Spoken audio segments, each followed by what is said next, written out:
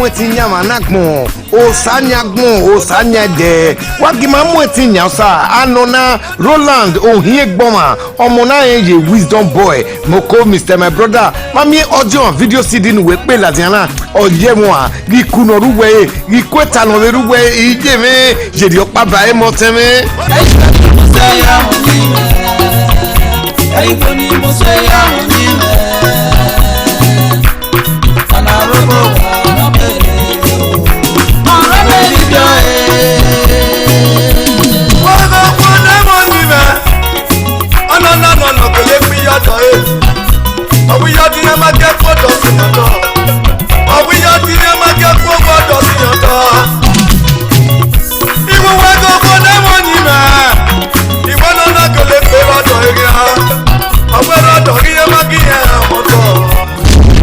wo meke wasuwe ariana ruje ri opa bae me eje gbo to ge ya bolu so ma ye ya bolu ọmọ ya lubi eya bi mera wodo egba mesa nu waye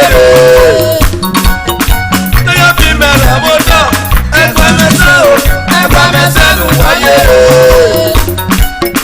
orwe fara me pedo adega mo ma ti fe amugbe pare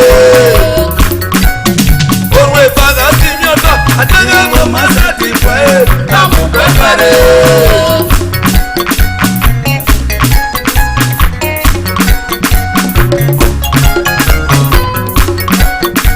egbaga ri fe na o emi no keke mo lo jaya ewe